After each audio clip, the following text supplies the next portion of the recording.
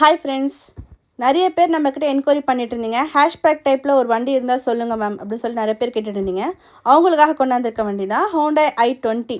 இது Coimbatore number TN37 2016 model Asta variant. Optional வண்டி இது.